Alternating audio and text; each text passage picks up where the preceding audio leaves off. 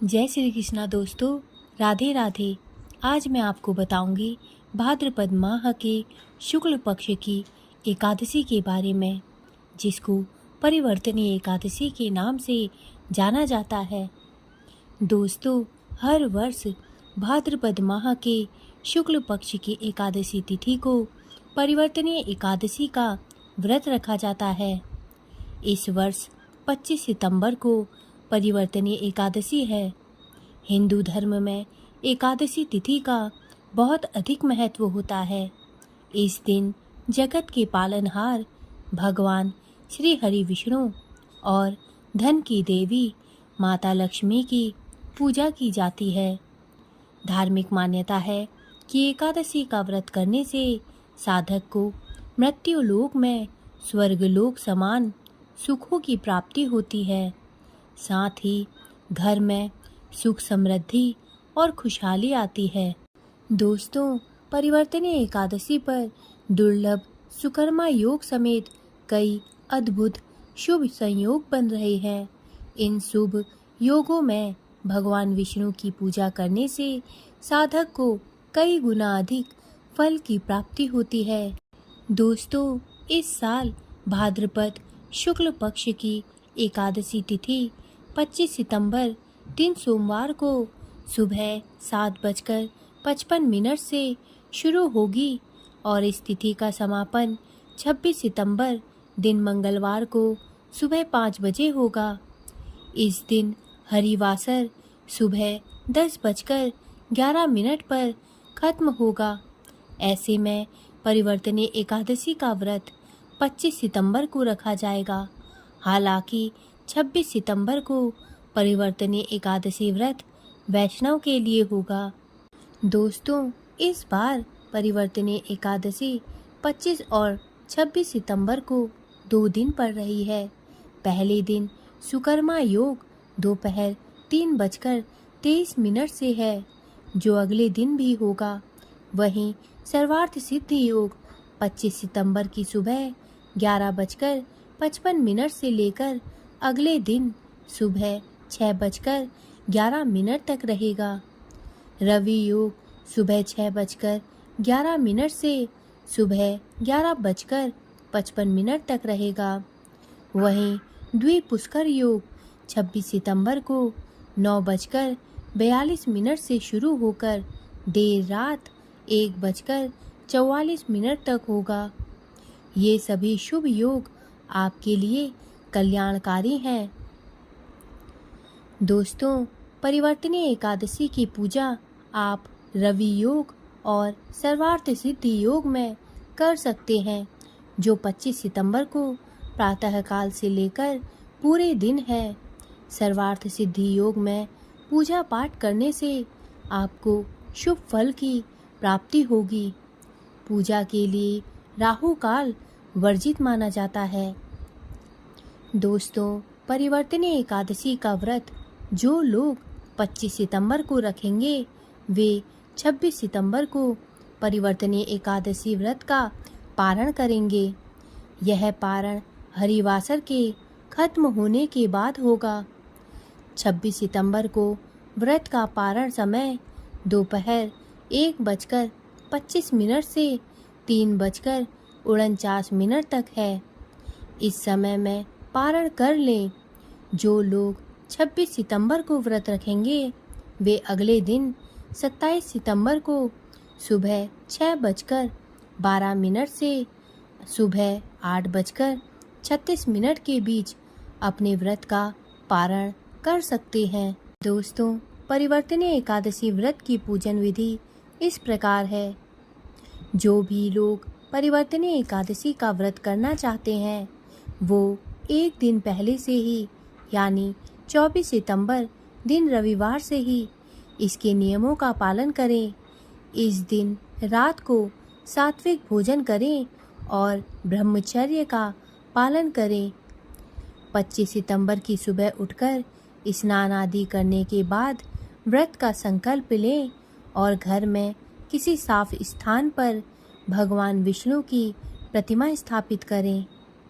पहले प्रतिमा को पंचामृत से स्नान कराएं, फिर साफ पानी से स्नान कराएं। इसके बाद भगवान की प्रतिमा को तिलक लगाएं और हार पहनाएं। फिर शुद्ध घी का दीपक जलाएं। इसके बाद एक एक करके गंध, फूल, धूप, दीप, अबीर, गुलाल आदि चीज़ें अर्पित करें। पूजा के दौरान भगवान का नाम लेते रहें। इस प्रकार पूजन सामग्री चढ़ाने के बाद भोग लगाएं और विष्णु सहस्त्र नाम का जाप करें। इसके बाद इस व्रत की कथा सुने और रात को भगवान की प्रतिमा के समीप ही बैठकर भजन कीर्तन करें।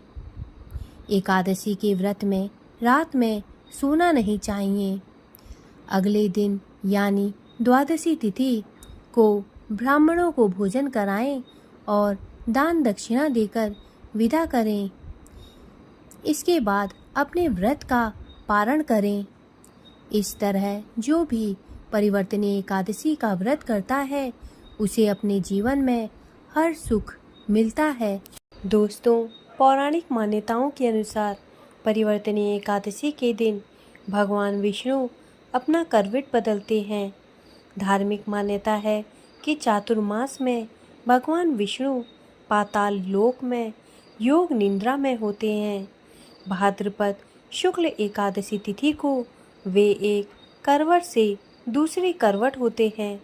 इस वजह से भाद्रपद शुक्ल एकादशी को परिवर्तनीय एकादशी कहते हैं। दोस्तों, परिवर्तनीय एकादशी की व्रत कथा इस प्रकार है। पौराणिक कथा के अनुसार एक बार युधिष्ठिर कहने लगे कि हे भगवान, भाद्रपद शुक्ल एकादशी का क्या नाम है? इसकी विधि तथा इसका महात्म्य कृपा करके कहिए। तब भगवान श्री कृष्ण कहने लगे कि इसे पुण्य, स्वर्ग और मोक्ष को देने वाली तथा सब पापों का नाश करने वाली उत्तम वामन एकादशी का महात्म्य मैं तुमसे कहता हूँ, तुम ध्यान पूर्वक सुनो। यह पद्मा परिवर्तनीय एकादशी जयंती एकादशी भी कहलाती है। इसका यज्ञ करने से वाजपेय यज्ञ का फल प्राप्त होता है। पापियों के पाप नाश करने के लिए इससे बढ़कर कोई उपाय नहीं है। जो मनुष्य इस एकादशी के दिन मेरी वामन स्वरूप की पूजा करता है उससे तीनों लोक पूज्य होते हैं। अतः मोक्ष की इच्छा करने वाले मनुष्य इस व्रत को अवश्य करें। जो कमल नयन भगवान का कमल से पूजन करते हैं वे अवश्य भगवान के समीप जाते हैं।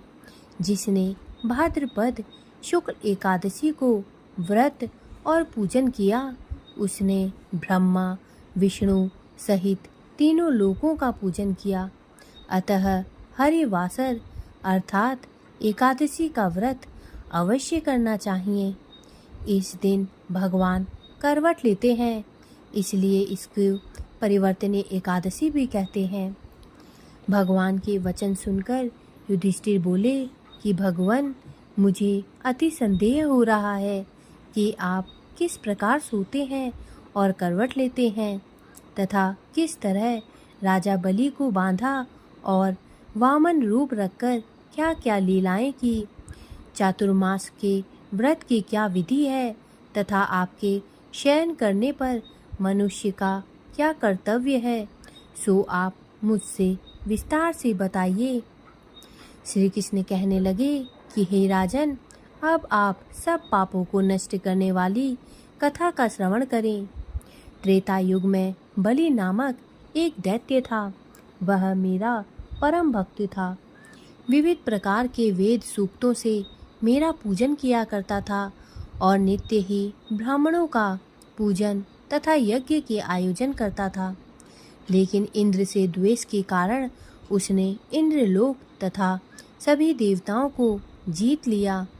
इस कारण सभी देवता एकत्र होकर सोच विचार कर भगवान के पास गए। बृहस्पति सहित इंद्रादिक देवता प्रभु के निकट जाकर और नतमस्तक होकर वेद मंत्रों द्वारा भगवान का पूजन और स्तुति करने लगे। अतः मैंने वामन रूप धारण करके 5वां अवतार लिया और फिर अत्यंत तेजस्वी रूप से राजा बलि को जीत लिया। इतनी वार्ता सुनकर राजा युधिष्ठिर बोले कि हे जनार्दन, आपने वामन रूप धारण करके उस महाबली दैत्य को किस प्रकार जीता?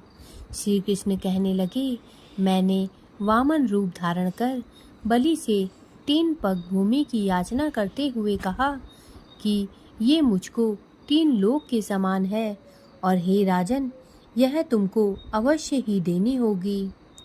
राजा बलि ने इसे तुच्छ याचना समझकर 3 पग भूमि का संकल्प मुझको दे दिया और मैंने अपने त्रिविक्रम रूप को बढ़ाकर यहाँ तक कि भूलोक में पद, भुवर्लोक में जंघा, स्वर्गलोक में कमर, महलोक में पेट, जनलोक में हृदय, यमलोक में कंठ की स्थापना कर सत्यलोक में मुख, उसके ऊपर मस्तक स्थापित किया। सूर्य, चंद्रमा आदि सब ग्रहगण, योग नक्षत्र, इंद्रादिक देवता और शेष आदि सब नागगणों ने विविध प्रकार से वेद सूक्तों की प्रार्थना की। तब मैंने राजा बलि का हाथ पकड़कर कहा कि हे राजन, एक पद से पृथ्वी, दूसरे से स्वर्गलोक पूर्ण हो गए, अब तीसरा पग कहाँ रखूं? तब बलि ने अपना सिर झुका लिया और मैंने अपना पैर उसके मस्तक पर रख दिया, जिससे मेरा वह भक्त पाताल को चला गया। फिर उसकी विनती और नम्रता को देखकर मैंने कहा कि हे बलि, मैं सदैव तुम्हारे निकट ही रहूँगा। विरोचन पुत्र बलि से कहने पर भाद्रपद शुक्ल एकादशी के दिन बलि के आश्रम पर मेरी मूर्ति स्थापित हुई। इसी प्रकार दूसरी क्षीरसागर में शेषनाग के पष्ठ पर हुई। हे राजन, इस एकादशी को भगवान शयन करते हुए करवट लेते हैं, इसलिए तीनों लोकों के स्वामी भगवान विष्णु का इस दिन पूजन करना चाहिए। इस दिन तांबा, चांदी, चावल और दही का दान करना उचित है। रात्रि को जागरण अवश्य करना चाहिए। जो विधि पूर्वक इस एकादशी का व्रत करते हैं, वे सब पापों से मुक्त होकर स्वर्ग में जाकर चंद्रमा के समान प्रकाशित होते हैं और यश पाते हैं। जो पाप नाशक इस कथा को पढ़ते या सुनते हैं, उनको 1000 अश्वमेघ यज्ञ का फल प्राप्त होता है।